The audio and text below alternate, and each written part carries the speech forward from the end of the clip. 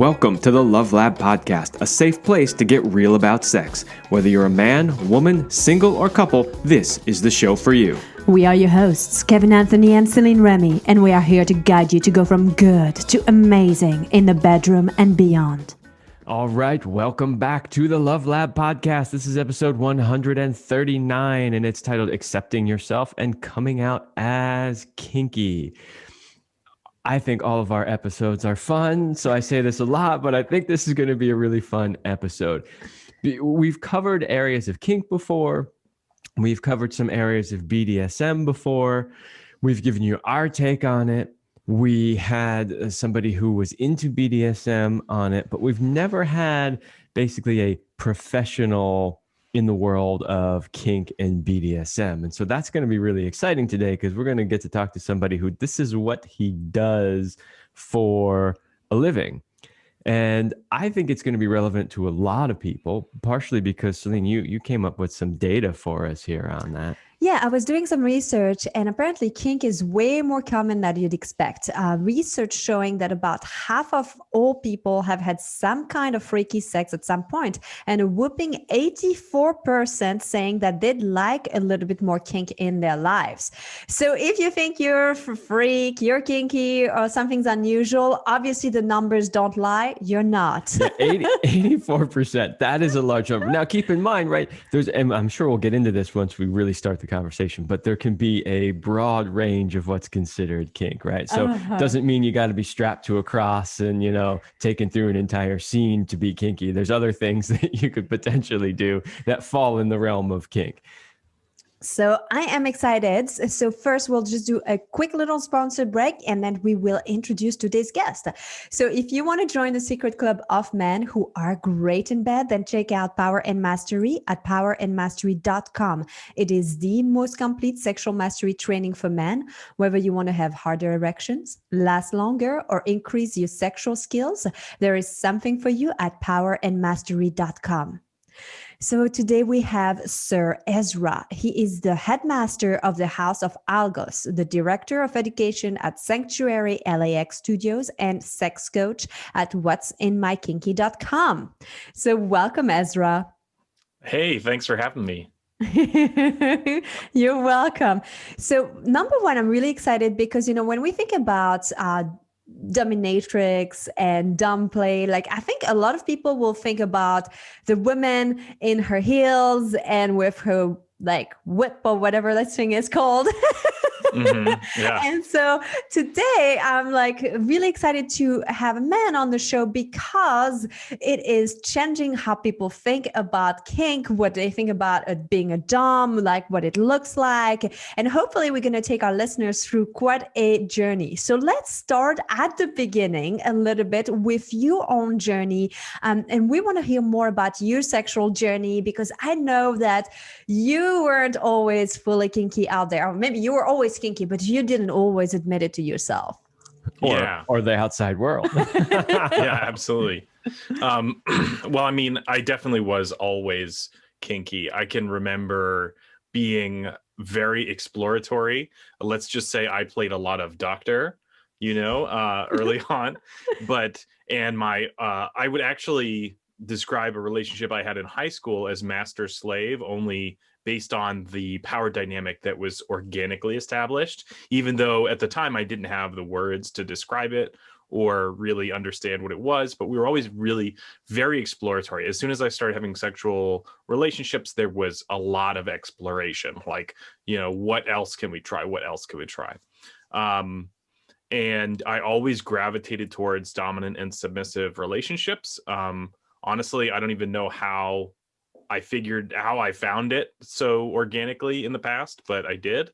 And at a certain point in my 20s, I said, okay, well, childish things aside, time to be a grown-up and do what grown-ups do. And that was really, maybe the biggest mistake I made in my life. I don't know it all comes together to who you become. So I don't know if mistake is the right word, but sometimes it feels like, go ahead. Yeah, I want to just pause you there for a moment because I'm curious, what was it What was the influence that was telling you that you needed to sort of do what adults do and stop being exploratory? Like, what was the influence? Was it society? Was it parents? Was it girlfriends, boyfriends? Like, what was it that made you go, okay, wait a minute, this is childish stuff and I need to be an adult? I think it's a whole bunch of things. You know, I mean, I identify as sadistic, and there's not a lot of good role models for, you know, well-adapted sadistic behavior, right? So there's part of me that thought, okay, like this has been fun, but if I'm going to keep doing this, it's going to make me a worse person. Can we give a definition of sadism for our listeners who are not quite clear, just so we can all be on the same page? Yeah, absolutely. So I would, in the broadest sense, define sadism as like the Germans Schadenfreude, the joy of others' misery, right? But in the context of a sexual orientation, it is specifically sexual pleasure from someone else's discomfort or pain or anguish. And you know, it's consensual, it's all consensual, and so the counterpart of the sadist is the masochist, right? And so there are these people who enjoy being uncomfortable or in pain or tortured or, you know, in some kind of predicament. So that's a pretty fine line to walk, isn't it? Right? Because you could very easily take it too far into an unhealthy realm, wouldn't you say? Yeah, you absolutely can. And what's really dangerous is that it can often look the same from the outside. And so in BDSM education, we spend a lot of time working on differentiating abuse from BDSM. So I think the best way to understand it is power over versus power with. So if you and I role play police officer and prisoner, right? Or police officer and defender, right? So I'm role playing. We have chosen to do this thing together. And so I'm actually, even if I'm playing the police officer and you're playing the, you know, offender, we are doing it together, and I'm empowering you and you are empowering me. So we both have more power for doing the thing. Whereas a real police officer is going to take power away from somebody. You put them in handcuffs against their will, you've taken away their facility to move, right? So power over versus power with, and that can be a very fine line. But it's once you understand it, you can definitely toe that line. Cool. And I just wanted to make sure that the audience kind of understood that difference there, because there could be people listening going, whoa, that's like way over the line. So I'm glad that we did a little aside there to sort of define that and explain to people that there is actually a line there, and that although it may appear one way, if you just were to walk into a room and see it happening, in the right circumstances, not actually that way. Well, oh, sorry. So I was just going to say, masochism is super common. So if you ever enjoyed getting a spanking, you're on that spectrum of masochism. If you ever enjoyed spicy food, you're on that spectrum of masochism, because you don't. I don't know what he's talking about. Hot is not a flavor. Hot is a sensation. And it's a painful sensation. Oh, very interesting. So see, you're kinkier than you thought, Kevin. Yeah, well, so are you. We learned that a couple of years ago. So I want to go back to that journey of your, Ezra, where, so you were like, I got to grow up, I got to do the right thing. And to you, it looked like, if I remember, it was like getting married, kind of having like the house, I think even the kids, like, so let's pick it up maybe from there. So you're making that decision, you're going into like this, what everybody expects of you to have the marriage and the family life. Yeah. And, you know, I don't want to get too personal with my ex-wife, but there was always like a conflict of the kind of sex and the frequency of sex we were having. And, you know, it was just like, okay, well, that's marriage, right? It's a compromise. Nobody's happy. That's not a good marriage there. Unfortunately, there's a lot of examples of that. And so that was readily available, whereas, you know, a healthy dominant submissive relationship was maybe not available, right? Mm-hmm. But yeah, it was about, you know, just conforming and being part of what, have doing the thing, investing in a family, investing in, a property. And I did that, and I was miserable, I sort of understand that, because this is not really the same thing, but I remember being in my 20s, and I had long hair, and I had worked as a lifeguard on the beach, and like total, like beach bum kind of thing, even after I had graduated college. And then somehow I was like, I need to get a real job. And, I cut my hair short and like got real jobs in the corporate world. And I fucking hated it.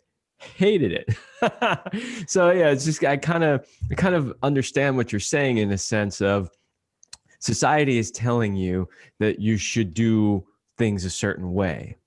And, when we're younger, we haven't explored maybe enough yet, or we're not confident enough to trust our own inner guidance. And so we kind of cave to the pressure, and we go out and we do that.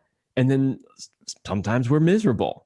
Right. And I actually want to say that I applaud you for realizing that this was not the life that you wanted and changing it. Yeah. Well, and thank goodness it only took me a few years as opposed to, decades, right? I could have figured this out when I was 50. Or never. You could have never figured it out, like a lot of people, and they just suffer their whole lives. Yeah. Yeah. So tell us more about, how did you discover yourself in BDSM? So you are in this relationship, you followed the path, you're realizing you are miserable. You've always had attractions towards BDSM. So I'm imagining now there's this conflict, right? Where you're like, okay, you're not happy with this relationship. There's this thing you liked. How do you go from there? Of like, how do you get to explore, to like embrace it fully? Yeah. Well, and I have to give my ex-wife a lot of credit, because so we acknowledged that this was a conflict. She thought I was going to settle down, and I thought she was going to open up. And we both went the direction we thought the other person was going to go. I opened up more, and she settled down more, but we realized this was a problem. I originally would be like, oh, let's do this thing, let's try this thing, let's do this thing. And she had some enthusiasm to start with, but then that enthusiasm diminished over time. And at a certain point, I realized that it was, we were never going to get to where I was hoping we would get to. And so I did some research, and I found like a kinky therapist who, in the original conversation, realized that I was kinky and probably poly, right? And so she says, like, why don't you open up the marriage? And I was like, she'll never go for it. Like, I'm totally down, but she'll never go for it. And so we met in person eventually, and she totally wasn't into it. She was like, how could you do this to me? Can we still have a child? What, so, but it wasn't a betrayal in my mind, right? Because it was the thing that could have saved the marriage, right? We could still maybe have been partners if she could have dealt with that, but she just couldn't, and that's fine. We all have our limitations. But because we realized that this was such a critical issue, we sort of sought a solution. And so we actually began exploring the BDSM community together. She would come to classes, we would go to munches, we would do things together. And then eventually we actually became what I would call play poly, where we were our only partners in the bedroom, but outside of the bedroom, I was allowed to do certain things. Like I could just, spank somebody that she had met, that she approved of or something. And it was pretty rigid, but I did my best to follow it. And at a certain point, she was just like, I'm done exploring. And I was like, well, I'm not. I'm just starting. Yeah, this is great. I'm not. I mean, and again, I can't fault her for not being able to accept all of me, because neither did I. Like when we met, I hadn't accepted that as a really important part of me. But it's amazing how being denied something can illustrate to you how important that thing is, right? So I didn't realize like how critical sexual exploration was to who I am as a person, you know, Yeah, well, until that's the classic. You don't know how good something is until you don't have it anymore, right? You know, yeah, or until you realize that you have been wanting it and have never had it. But there was a great segue in there, which was you talking about how could she accept you, all of you, if you didn't accept all of you? And I really want to explore that because that's definitely one of the main topics of this episode is what did you do? How did you go about that path of learning to accept yourself? Well, I mean, it meant meeting people who were farther along on a similar path than me, you know. It was, you know, as I mentioned before, there aren't a lot of models. Like you can look at like Angelina Jolie and Billy Bob Thornton as like they're definitely kinky, right? Like didn't they carry around like a vial of each other's blood on a necklace for a while? Like that's true, they kinky. did. But you don't get to you don't get to like understand the intimate components of the relationship. Was she his submissive? Was he her submissive? Was, you know, were they poly? Like who the fuck knows? And so you don't really get to learn about how to do that, you know? And so, you know, going to munches, going to classes, going to events was an opportunity to make friends in the BDSM community and learn about people who were on a similar path to where I wanted to be or where I eventually was. And I was like, oh, okay, so a dominant submissive relationship can be healthy and happy, and it's not, you're not taking advantage of your partner, and you're not, you're getting one over on them or something, right? So I definitely want to go back into this exploration of the dominant submissive and kind of like what it looks like. But before maybe we get there, I want to know, so I know that you were saying like to seek other people who have done what you want to do, who have more experience, to surround yourself and immerse yourself into the world that you want to explore. And I know that another part for you, when we were talking earlier, you mentioned prior to the show that therapy was a big one for you that worked. So was it about talking out loud the things that you were too afraid to maybe share with other people, or like in what way like did therapy help you, and what was it that really made that tipping point for you? Well, I know that my therapist is kinky, and so in a way that was just another example of seeing somebody who was farther along on the path. You know, she said something to me that sticks in my mind to this day, and that was maybe 8 years ago at this point. And she said, someday somebody's going to appreciate the fuck out of you.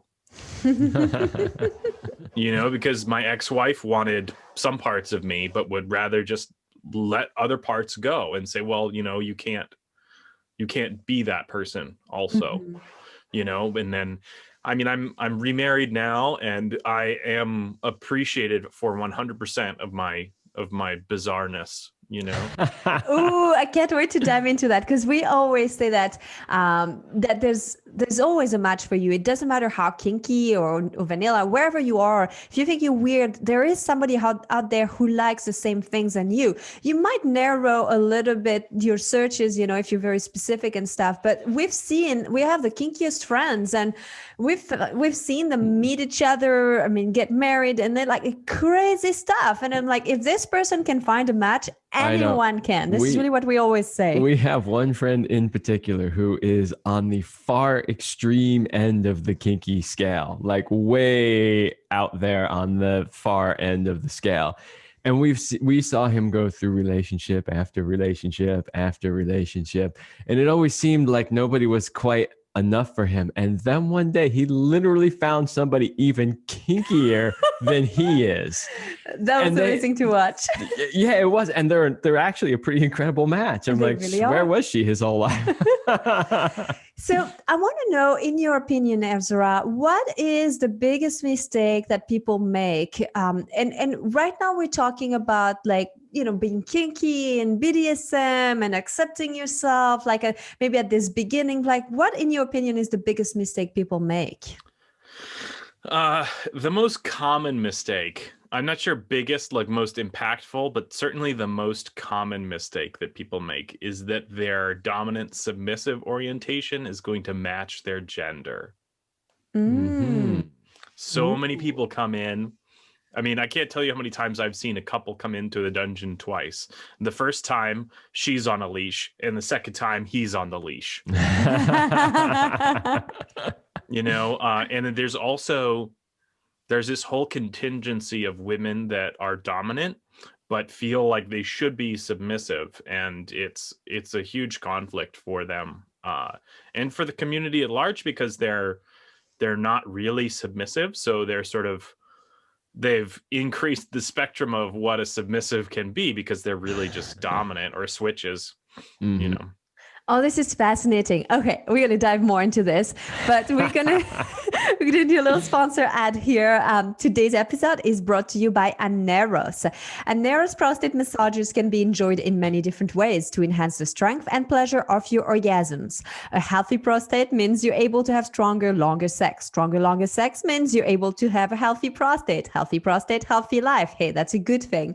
ANEROS prostate massagers can be used for solo play or to enhance sex with a partner. The ANEROS gives you hands-free pleasure with the utmost comfort, and it's kinky shit too, so you should try it. So go to CelineRemy.com/go/prostate, and that's our affiliate link to get to the ANEROS. It's CelineRemy.com/go/prostate, and make sure you use Love Lab at the checkout to get a 10% off your purchase. So you can support the Love Lab podcast and be kinky all at the same time. 2 in 1. Okay, so I want to come back to that element. I'm fascinated about this whole like power dynamic. I love what you were mentioning about like, it doesn't mean because you're women, you have to be submissive, or because you're a man, you have to be the dominant. There's things that can shift here. So what do you think are the most important elements that people need to apply or know when it comes to BDSM? Okay, the most important elements are self-knowledge and communication, because those are really transferable to any role, any activity. You need to know what you want, what you don't want, what you absolutely will never do. Those are things that are really important to know, and you need to be able to communicate those to your partner. And I mean, it's a whole subculture. BDSM is a subculture. And in this subculture, it is essential to talk about what you're interested in. It may feel awkward compared to the regular world to, on your first date, be like, you know, I love it when you yank on my balls, you know, like our first date, she asked me to masturbate her for a homework project. So, you know. that went well. That's a sign the date went well. Yes, it is. Well, you know, we're 5 years in, married now, so I think it was good. Yeah. So, okay, I'm thinking about a client of mine. So he's married and he's got some different fantasies and things that he's, you know, we're working on this and helping him like opening up to that and talking about it with his wife. He's not a smoker, but he likes to use like smoking with like some masturbation. And that's kind of like his kink around that and things like that. Now, the biggest thing that I see is number one is for him to accept this part of himself, you know, and that's kind of like what you're talking about really accepting who you are. And I'm curious too, if you have like a tip about that, where you just have to come to a place of saying like, fuck it, this is who I am. And if you don't like it, like move on. And then the second one is really like bringing this shit up to your partner and then exploring.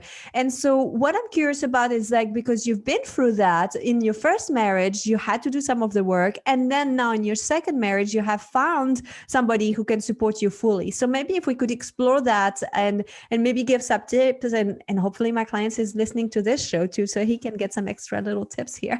Yeah. Well, so the first thing I would say is that there's an impulse to explain, you know, have an explanation as to why something is sexual when it might not be innately sexual. For example, smoking, right? Mm-hmm. And so we can spend a lifetime trying to figure out why. And in that whole lifetime of why, we may not have accepted it. So it's way better to accept it first, and then, if at all, figure out an explanation. And the parallel I like to draw is that everyone's always preoccupied with this conversation of like, is homosexuality born? Is it a choice? Is it learned? And none of that matters. If you're going to accept somebody for being gay, then you're going to do that, right? And the explanation doesn't matter, as if, you know, being born gay would somehow give you permission to accept them because they didn't make that choice. But if they made a choice, then we're not going to accept them because, you know, we don't agree with that choice. You know, it's all just extra, right? Acceptance is essential at being okay with who we are, right? And so regardless of why that thing is sexy, it is sexy. And how are you going to deal with that? Yeah, I love that piece. To me, that parallels a lot about what you and I talk about when it comes to even therapy, which is we are not huge fans of the type of therapy that goes back and delves into your childhood and spends 3 years going over every little bad thing that ever happened to you. We are kind of more in line with the, okay, that stuff happened to you. We acknowledge it, and let's move on from there and figure out what you're going to do about it now, rather than going into the story of it. And I think it's very similar, which is, you know, what you're basically saying is it doesn't matter how you got there, but the point is to be accepted either way from whichever path you came. And honestly, when it comes to that debate, I think the answer is both. I think it depends on the person. I think some people are born that way, and I think some people make a choice. And that's probably why nobody can ever answer the question, because it's both. So we're going to get very personal here, because I think when we think about kinky and BDSM, most people will think about 50 Shades of Grey, and that's kind of the example. And I'm very curious, like, do you think this is a good example of kink? And then I also kind of want to hear, what does your life look like? And because you work as a Dom, as a professional Dom, and you're married, and I want to hear about like agreements and things like, how do you guys make it work? And because that's going to be like inspirational. Yeah. You know, okay. So 50 Shades of Grey is a piece of theater, you know, and I don't think that they hired enough consultants in the space. Like, there are lots of people who would have gladly given like real world accounts of what those things look like. And I think as a whole, it is good, right? It is good for the community because it helped bring people in, and the more people who are in the community, the more resources we have to succeed. There are examples that are good of things that they did that are like good examples of BDSM. There are other examples that are terrible. But that aside, I think as a whole, it was good. It brought a lot of people in to the community. And I was already interested but my timing was such that I came in with the 50 Shades of Grey wave, you know. But we can go back and look at like The Secretary, you know, which was also a sort of DS kind of example. Yeah. And that was also an abusive relationship, but it still also inspired people. And it's important to realize that erotica doesn't have to be ethical.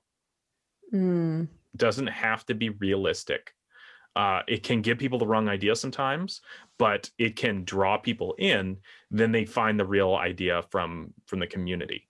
It's like every rock climbing movie I've ever watched, you know, as a climber for many, many years, I watch it and I go, that is the most unrealistic thing. But everybody else watching it is like, oh my God, that's so cool. I can't believe they actually do that. I gotta go rock climbing now. Gotta go rock climbing now. Yeah, and every rock climbing movie is good for the rock climbing industry, right? In the end.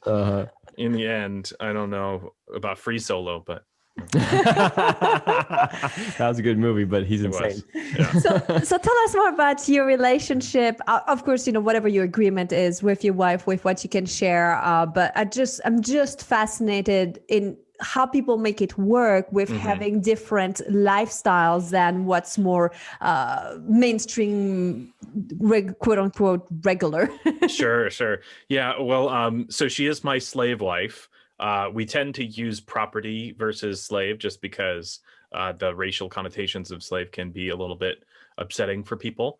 But so I would describe our relationship as an owner-property relationship. So it's a little bit like a relationship that you might have with a child in your care, right? You want that child to have as much autonomy as possible. You want that child to make as many decisions as possible, but at the end of the day, you're the boss, right? And I mean, the other way is like, you know, it's my boat. We're on a ship, and I'm the captain. You know, so and some people like that, some people don't. There are a lot of people who have relationships that have that power dynamic that don't know anything about BDSM. You know, some people do it right, some people don't do it right. But in the end of the day, my relationship may actually not even look like a lot of other people's power exchange relationships, because I am really concerned. I want my partner to be as empowered as possible. I want my partner to make as many decisions as they are capable of making. And when they're not capable of making those decisions, then I step in and I take care of it. Yeah. So is that a full-time thing, or do you guys have hours where you play like that, or like what does it look like in a day-to-day? We are 24/7. It's not a role that we play. We are, you know, that is the life that we live.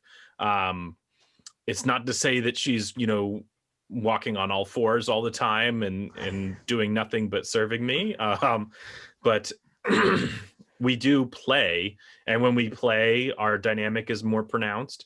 But we both have jobs. We both have lives.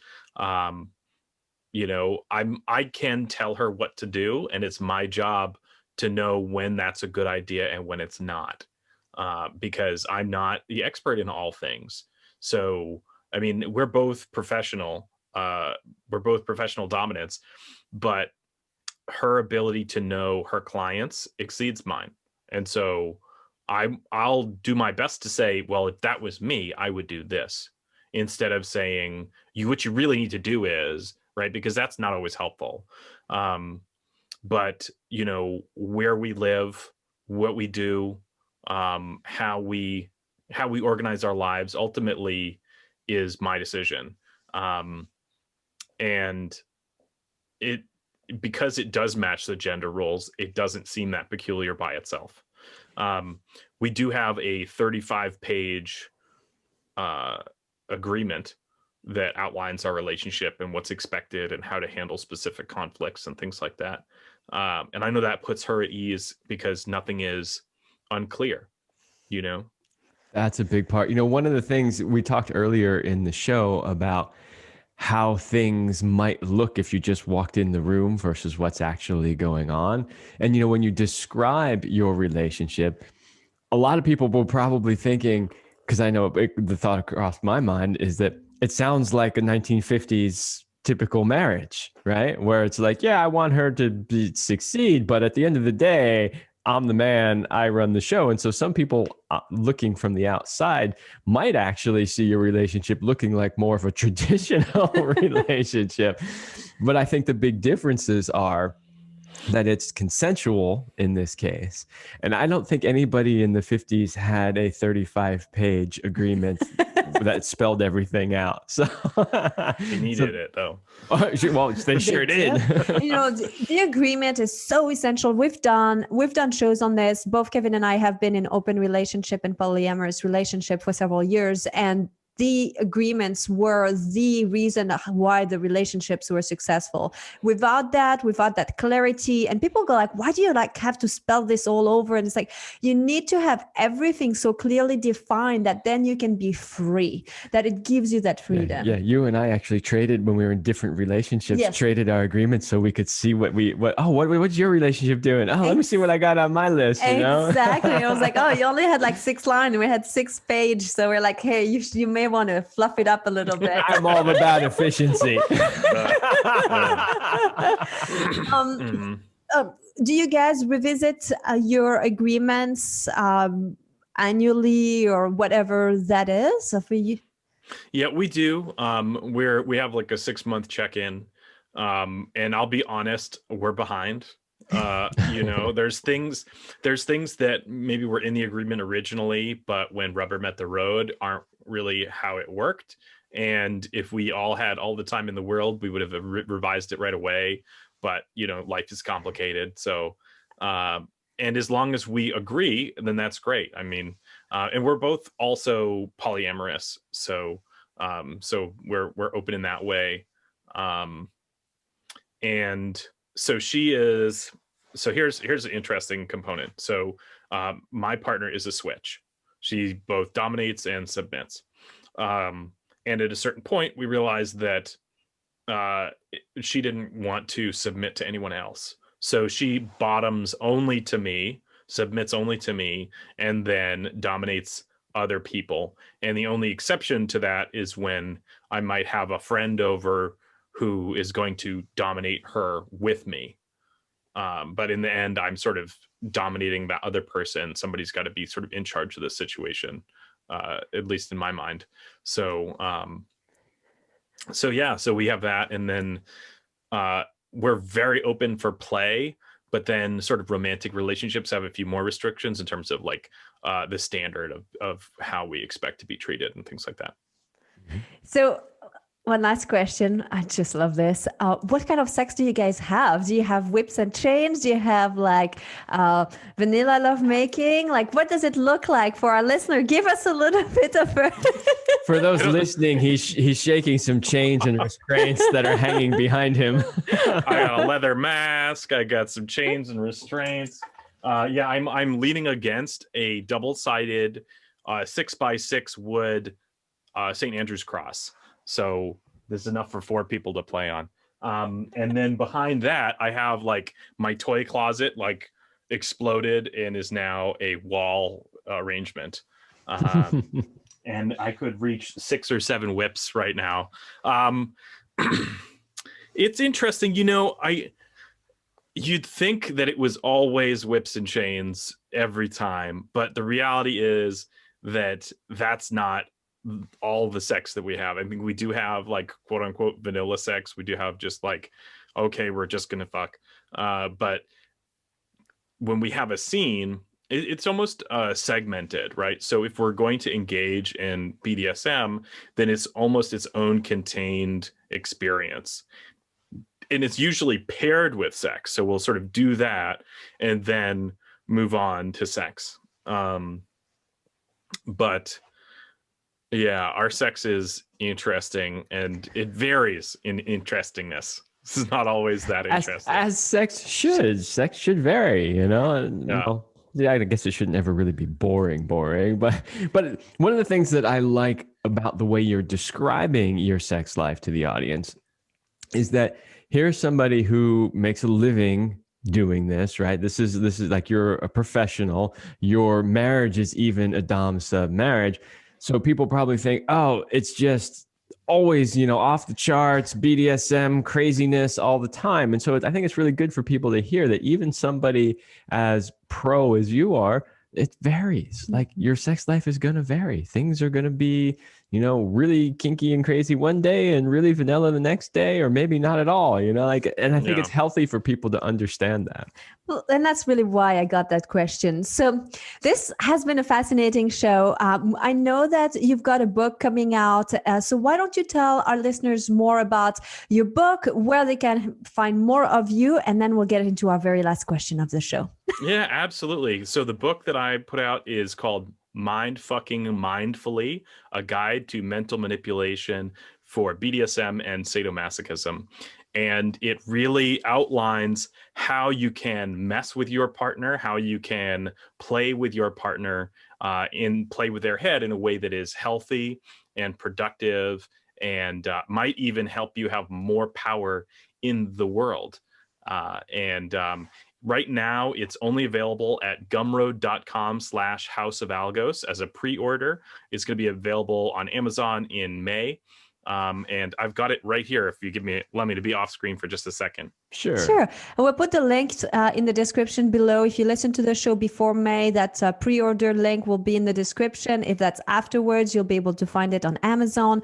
Is the book, there's the book, Mind Fucking Mindfully by Sir Ezra. The book can work too if you're not into BDSM and you just want to kind of like understand a little bit how to mind fuck your partner.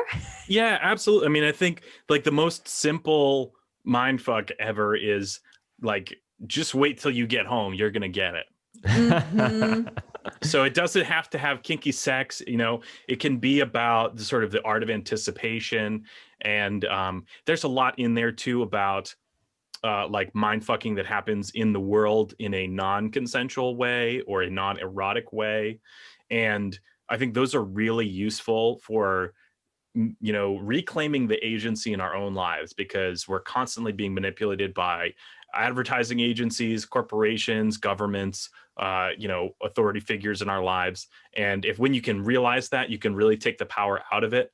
And then you have more power for yourself to play with. There you go. That is so true. Absolutely. So, Ezra, we always like to end with our last question. Please let us know, what is your best sexual talent? That's interesting. Well, I worked very hard at whips. I can ring from 6 feet away. I can ring a service bell with the tip of a whip. Impressive. We've never had that one too. That's a very new skill we're hearing about on the Love Lab. Yeah. Well, I like heavy masochists. And if you want to attract a heavy masochist, you just crack a whip and they come running. All right.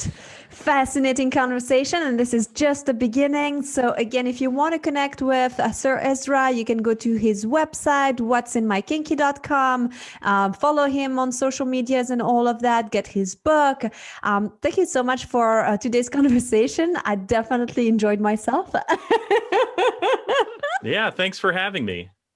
You're welcome. All right, everybody. That's all the time we have for this episode, and we will see you next week.